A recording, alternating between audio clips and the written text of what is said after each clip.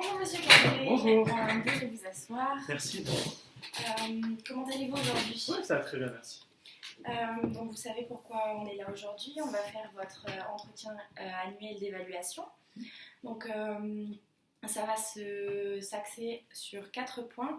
Donc la culture et la collaboration, la discipline, votre engagement au sein de vos objectifs de l'entreprise et de vos missions.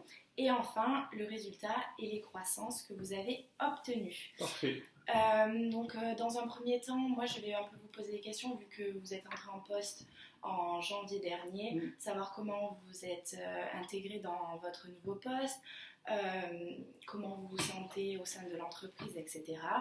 Puis ensuite, nous verrons donc, les objectifs que vous avez atteints ou non cette année. Ensuite, nous verrons donc quel nouvel objectif on peut fixer pour l'année 2019 ensemble.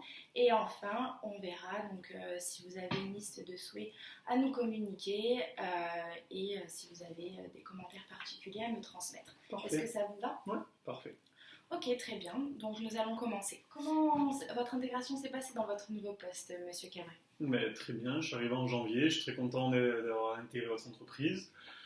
Dans ma prise de poste, moi, de fonction, ça se passe très bien. Avec l'équipe aussi, on aura l'occasion d'en rediscuter.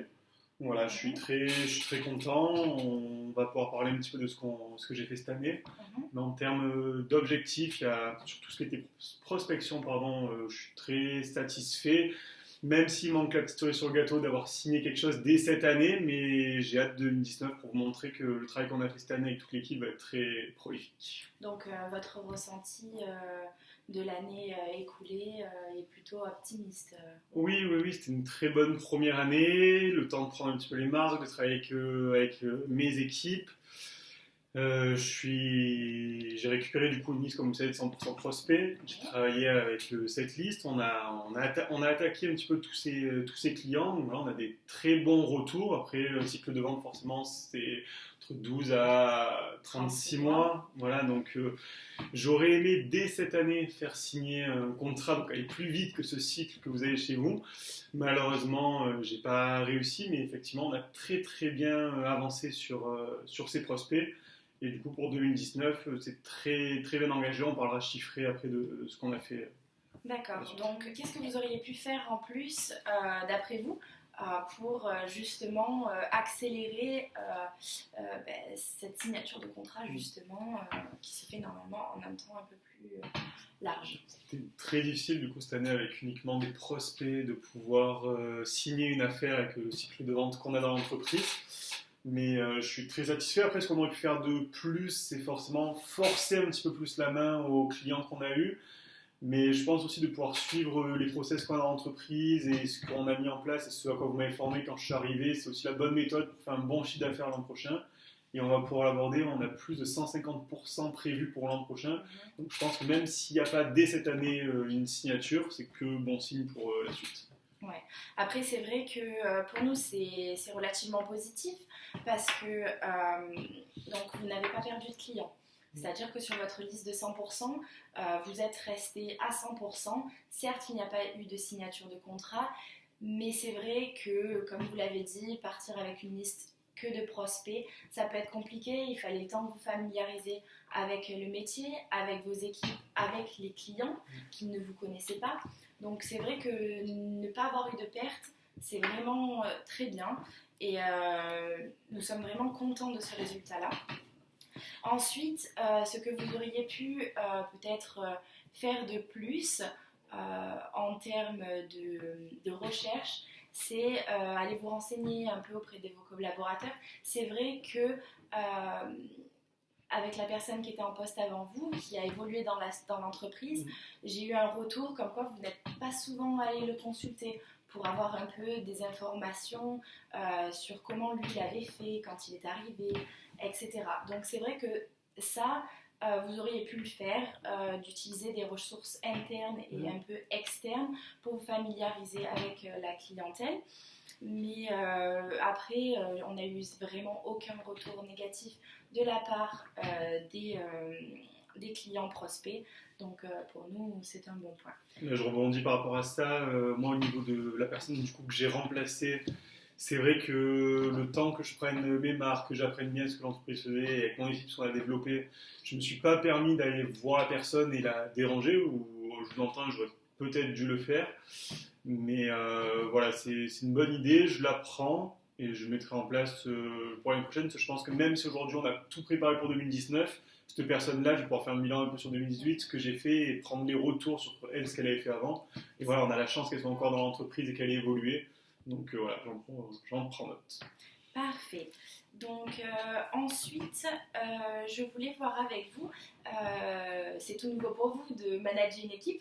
Donc qu'est-ce que vous avez mis en place auprès de vos équipes justement pour faire connaissance et pour vous imposer en tant que leader de ce groupe Vous d'experts? m'avez rendu facile la tâche. J'ai des employés qui sont vraiment que tu as très très bien choisis.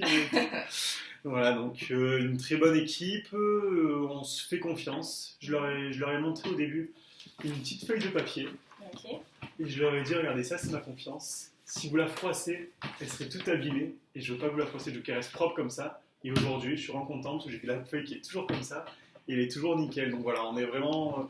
c'est du donnant-donnant. Ils travaillent bien, ils veulent que je réussisse. Je veux qu'ils réussissent. Donc voilà, je suis très content. Je les mets en valeur quand je peux. J'envoie des mails par rapport à ceux qui font... tout ce qui est bien fait, j'hésite pas à le mettre en valeur autant à la personne qu'à toute l'équipe pour que l'équipe se dise aussi ah ok ça a été quelque chose qui est bien fait, qui reproduit ce modèle-là. Donc voilà, on avance comme ça et ces sortes de rewards faits en interne fonctionnent bien. Donc voilà, aujourd'hui j'ai fait un bilan avec eux et je suis très satisfait de mon équipe et de l'intégration qu'on a. C'est vrai que vous soulevez un bon point, la confiance et surtout la transparence. On a eu de nombreux retours sur vos collaborateurs qui disaient que justement vous communiquiez bien sur vos attentes, sur les résultats obtenus, ce que vous souhaitez améliorer et ce qui justement avait été bien fait. Et vous savez que la reconnaissance est un point très important pour notre société. Donc je vous félicite pour ça. Merci. Pour vous donner un exemple, on profite avec les collaborateurs, il y a 3 mois, on a mis en place un système interne où on partage les bonnes pratiques de chacun, ce qui inspire du coup les autres salariés. Donc voilà, c'est un petit cloud qu'on s'est créé ensemble. Et c'est très sympa. On a aussi notre petit Facebook à nous où on partage toutes nos réussites dessus avec d'autres personnes de l'entreprise. Donc voilà, on essaye de stimuler un petit peu ça sur les systèmes d'information de l'entreprise. Je pense qu'il y a encore beaucoup de choses qu'on peut développer là-dessus. Mais on a fait un premier pas depuis 3 mois. Voilà, le temps que je prenne mes marques et que je commence là-dessus. Ouais, c'est vrai, vous rebondissez bien parce que justement, sur l'objectif qu'on avait fixé de 80, vous êtes un petit peu en dessous, vous êtes en moyenne à 72 avec un pic à 77, mais comme vous le soulignez, 1 an, c'est un peu court pour mettre tout ça en place dès votre arrivée. Donc je suis vraiment heureuse de savoir qu'il y a des choses qui sont mises en place et que vous attelez à ce nouveau projet. Concernant la plateforme que vous avez mis en place pour échanger justement au sein de votre équipe, est-ce que vous en avez parlé à l'équipe RH? Parce que c'est vrai que c'est une très bonne idée et on ne l'a pas actuellement dans notre structure et c'est le genre d'innovation qu'on recherche dans l'entreprise et ça peut être sympa de le faire partager pour que ça soit mis en place dans d'autres équipes de travail au sein de la structure. Bien sûr, pour le moment, non, on s'est gardé qu'en interne et je voulais voir un petit peu comment avec quelques mois ça allait se mettre en place et comment ça allait se passer. Donc voilà, je suis content du développement, on améliore un petit peu on améliore un peu les choses, pardon. Je pense que Facebook c'est pas une plateforme qui est suffisamment adaptée pour faire ça en interne, mais j'ai vu il y a Workplace qui est développé par Facebook qui là est uniquement professionnel et ça peut être bien effectivement au sein de l'entreprise de le développer à une plus grande échelle. Après, ça pourrait être dans mes objectifs 2019, d'être force de recommandation là-dessus. J'apprends, c'est tout ce qui était système d'information en début d'année n'était pas du tout une priorité, c'était vraiment d'aller faire du chiffre et d'aller gérer mes comptes en tant qu'account manager. Et voilà, je pense que ça peut être quelque chose d'intéressant à développer. Si vous voulez que je rencontre quelqu'un des RH pour parler et montrer ce qu'on fait, c'est avec grand plaisir. Très bien, merci. On va passer au point suivant. Par rapport à vos objectifs, vous avez été force de création d'opportunités. Alors c'est vraiment très bien, j'ai les chiffres sous les yeux. Vous avez fait plus 58% par rapport à l'objectif qu'on vous avait fixé.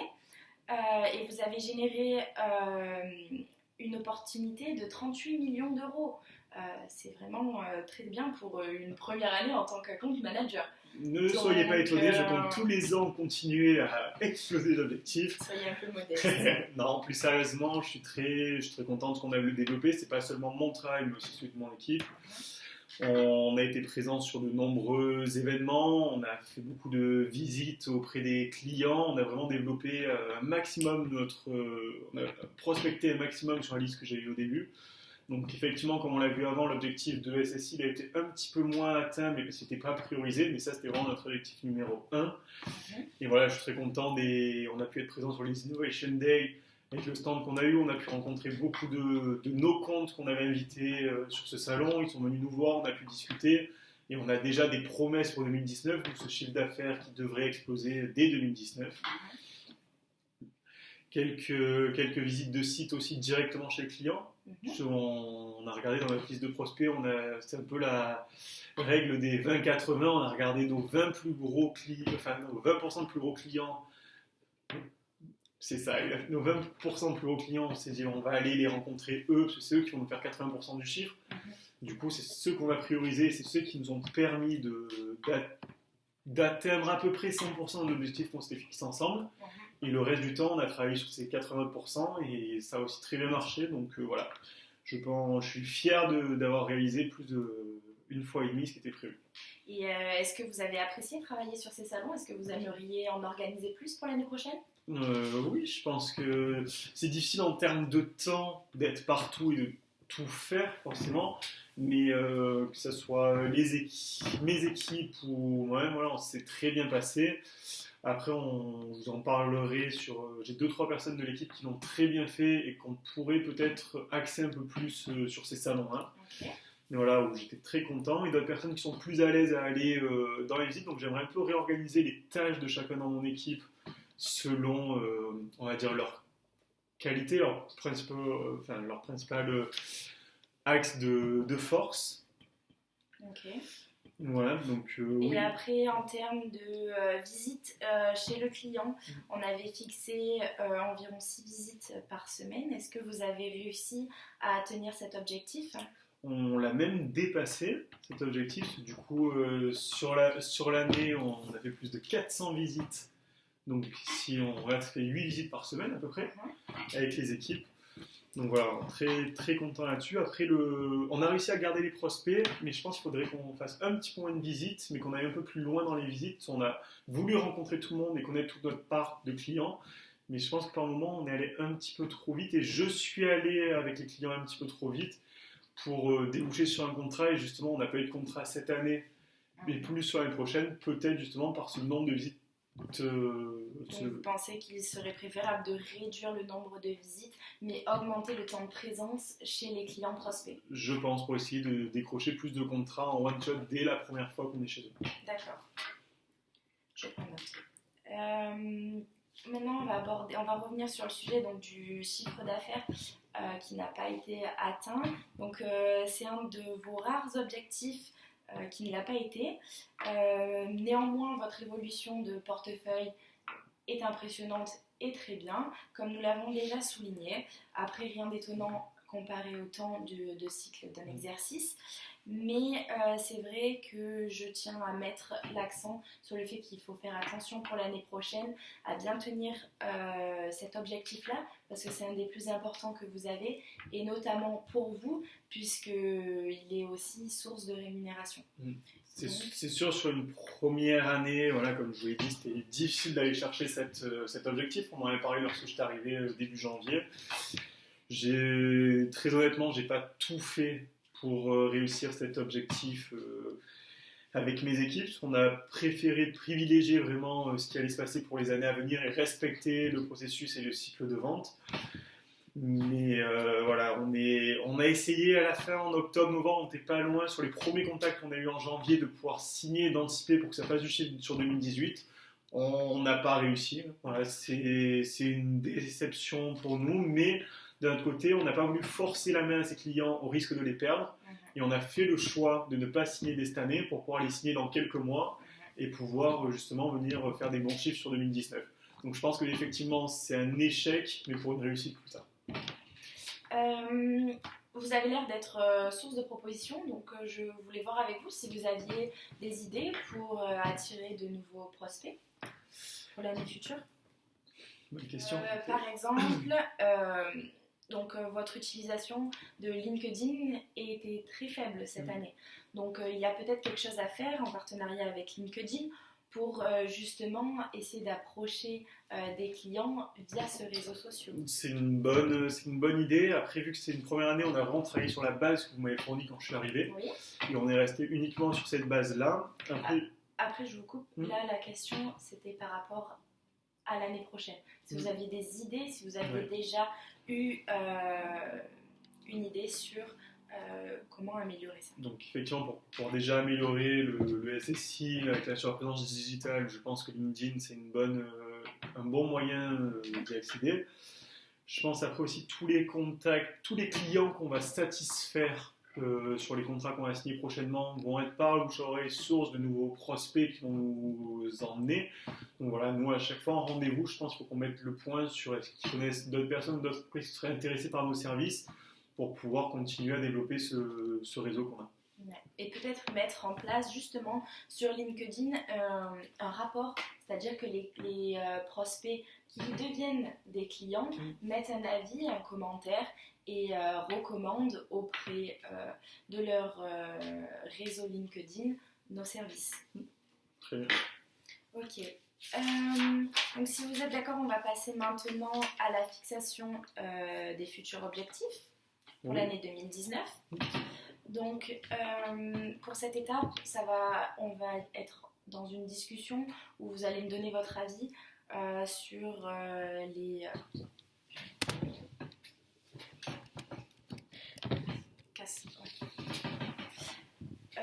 Donc maintenant, on va passer à l'étape de la fixation des objectifs pour 2019. On va être sur une discussion, donc j'ai pensé à quelques nouveaux objectifs, mais si vous en avez d'autres ou vous avez des souhaits particuliers, ça sera le moment de les aborder.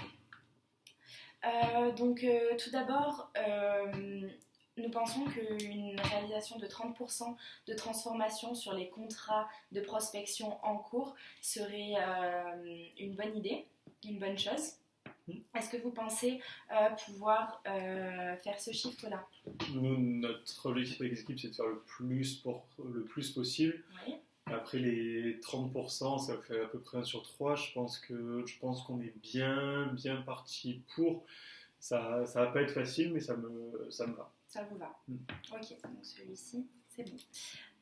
Ensuite, on a vu votre aptitude à dénicher de nouveaux prospects. Donc, on va essayer de mettre ça en place et valoriser justement votre travail vis-à-vis de ça. Donc, on avait pensé à 10% supplémentaires de nouveaux prospects. D'accord. Donc, pas que vous allez signer, mais justement, comme cette année, en préparation pour 2020, 2021, etc. D'accord. Donc, aujourd'hui, vous m'avez donné une liste de 400 contacts. Donc, ça en ferait 40 de plus à prospecter sur l'année. 4 pour un nouveau par semaine. Ok. On va réussir. On va le faire. Ouais. Ok. Sachant que, vu que vous avez des nouveaux contrats, des contrats qui vont être signés rapidement en 2019, ça va diminuer votre liste de prospects, donc diminuer vos nombres de visites et donc ainsi pouvoir avoir la place dans votre emploi du temps pour de nouveau. Ensuite, concernant le management de votre équipe, il nous semble important que vous participiez à 80% de la réussite des performances de votre équipe. Donc vous serez évalué l'année prochaine sur la réalisation de cet objectif-là. D'accord. Qu'est-ce que vous en pensez ? Très bon choix. D'accord, très bien. Ensuite, pour vos équipes, donc vous pourriez mettre en place également une réunion avec moi tous les mois, une fois par mois, pour qu'on puisse avoir un suivi plus fréquent. Et cette fois-ci, pas vous et moi, mais votre équipe, vous et moi, ainsi pour pour qu'on puisse faire un bilan tous ensemble. Du coup, à ce jour, juste pour vous dire un peu ce qui se fait avec l'équipe, Oui, on se réunit une fois par semaine. ok. On prend à peu près 1h30 pour j'expose les résultats de chacun. On peut regarder un petit peu ce qu'ils font. Et du coup, je pense que c'est bien une fois par mois que vous y soyez et que vous puissiez suivre aussi mes résultats qui découlent de leurs résultats. Donc voilà, je pense qu'une fois par mois, déjà pour eux, pour vous voir et vous présenter ce qu'ils font, ils vont être reconnus et fiers de vous avoir avec nous en réunion. Donc je pense que c'est une très bonne chose qu'on mette ça en place dès 2019. Parfait. Donc ensuite, comme on l'a déjà énoncé, mais je le rappelle, une augmentation des outils digitaux, donc de passer de votre moyenne à 72 sur le minimum requis 80. Voilà, donc ensuite, vous m'aviez parlé tout à l'heure des réorganisations de l'équipe, donc c'est le moment d'en parler. Pour moi, j'y vois aucune objection. C'est votre équipe, c'est votre management, donc vous gérez votre équipe et vos ressources comme bon vous semble. Après, si vous considérez qu'une personne est plus à sa place dans l'organisation des salons, etc., vous la laissez là, et les personnes qui sont plus fortes justement pour parler aux clients et pour prospecter, vous la prenez avec vous. Il n'y a pas de problème tant que l'équipe est contente et qu'ils sont satisfaits de ces prises de décision. Il faut bien vous assurer que la réorganisation est acceptée par toute l'équipe. D'accord. Voilà. Ensuite, donc, vous aviez parlé de workplace, donc, que vous souhaitiez mettre en place. Comment vous comptez faire ça? C'est pareil, dans mon objectif de SSI, je pense que ça peut être que je peux être un peu meneur de ce projet auprès de l'entreprise. Si on peut prendre un rendez-vous, vous notez avec quelqu'un et à la fois des ressources humaines pour voir si on pense, et à la fois de la direction pour pouvoir présenter ce projet, ça peut être pertinent. Moi, je suis disponible, comme vous le savez, tous les vendredis pour ces réunions. Donc, si vous trouvez un créneau avec eux, on peut mettre ça en place. Très bien. Donc, je vais faire un récapitulatif des objectifs. Donc, on part sur une base de 30% de transformation sur les contrats de prospection en cours. Donc, ce qui fait que vous allez faire un objectif de CA de 45 millions d'euros. Ensuite, vous passez à 10% supplémentaire de nouveaux prospects. Vous allez participer à la réussite des performances de votre équipe à 80%. On va organiser une réunion par mois avec votre équipe et vous. Il faudra donc augmenter l'utilisation des outils digitaux, donc de passer de 72 à au minimum 80. Organiser une réunion avec la direction pour mettre en place Workplace et vous allez mettre en place une réorganisation de votre équipe. Après... J'en profite juste concernant mon équipe. Aujourd'hui, j'ai 6 personnes en plus. Comme vous le savez, j'ai Monsieur Bousteau qui va partir à la retraite prochainement. Donc, je voulais savoir s'il allait être remplacé au moment de son départ. Donc là, si vous pouvez voir, vous, avec les RH, ce qui est prévu et qu'on mette en place le recrutement de la nouvelle personne avec ces nouveaux objectifs. J'aimerais bien qu'on voie ensemble ce qu'on fait pour cette personne. Alors, c'est un point que j'aimerais vous aborder. Très bien. Donc, moi, j'en ai déjà parlé avec les ressources humaines, puisque c'est aussi mon équipe. Et donc, les procédures ont été mises en place. La fiche de profil et la fiche de poste ont été réalisées. C'est les ressources humaines qui vont faire la première sélection et moi qui ferai la dernière. Après, si vous voulez voir comment ça se passe pour le futur, vous êtes le bienvenu pour assister à la procédure. Parfait. Voilà. Enfin, dernier point que je voulais aborder avec vous, est-ce que vous avez des souhaits particuliers pour l'année 2019 ?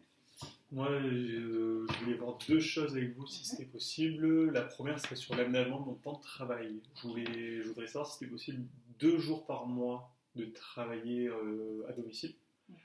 Depuis chez moi, comme vous savez, je travaille beaucoup sur l'ordinateur et ma présence n'est pas obligatoire sur place. Mes équipes se gèrent très bien quand je suis en rendez-vous et quand je ne suis pas là. Et pour moi, en termes d'organisation, vous savez, on est à Asnières et le déplacement pour m'occuper de mes enfants, c'est pas pratique. Et voilà, j'aurais besoin d'avoir un lundi sur deux à peu près, donc 2 jours par mois, pouvoir rester à la maison pour m'occuper de ça. Ok. Ça me paraît envisageable puisque vous avez énormément de tâches que vous pouvez réaliser à distance. Donc pour moi, je n'y vois aucun inconvénient. Après, à voir avec votre équipe si le jour du lundi ne les dérange pas et qu'ils n'ont pas besoin de vous et qu'ils peuvent être autonomes les lundis. Je me suis permis de proposer le lundi parce que je sais qu'ils récupèrent tous les mails du vendredi, du samedi, du dimanche et qu'ils ont beaucoup de travail. C'est le jour où je sens qu'ils ont moins besoin de moi. Okay. Donc c'est pour ça que je me suis dit que le lundi était le plus prolifique à ça. Ok. Donc pour moi c'est bon. Je peux consentir à 2 jours par mois. Parfait. Très bien. Et la deuxième Une deuxième chose serait par rapport à mon salaire. Je suis très content, mais comme vous savez, on a un variable où j'ai pas pu toucher plus à cause de l'objectif pour 2018. Donc je pense que pour 2019, ça va s'ajuster. Mais aujourd'hui, le fixe que j'ai, voilà, j'aimerais savoir si tous les ans c'est possible d'avoir déjà pour cette année, par exemple, 3% d'augmentation sur le fixe pour pouvoir mieux vivre. Alors, tout simplement, l'entretien d'évaluation annuelle n'est pas fait pour parler d'augmentation de salaire, etc. D'accord. Donc, ce que je vous conseille, c'est de prendre rendez-vous avec moi-même et l'équipe des ressources humaines pour parler de ça avec eux directement. D'accord. Si vous voulez déjà leur toucher le mot, voilà, on refera un rendez-vous. Mais... On en parlera tous ensemble. Donc, du coup, le prochain vendredi, ça vous irait ? Oui, très bien. Très bien. Je note ça pour vendredi prochain. Donc, on va prendre rendez-vous avec l'équipe RH et voir ça avec eux. Voilà. Pour moi, l'entretien est terminé. J'ai dit tout ce que j'avais à vous dire. Pour récapituler, je suis contente des performances que vous avez fait cette année et je trouve que pour un début en tant qu'account manager, c'est très encourageant pour la suite. Merci beaucoup. Après, voilà. Merci, moi j'en profite juste pour vous dire merci pour cette première année et votre disponibilité aussi quand on échange ensemble. Et j'espère qu'on va pouvoir continuer à bien travailler ensemble comme ça. Donc on se revoit pour un entretien annuel en 2020 ou fin 2019.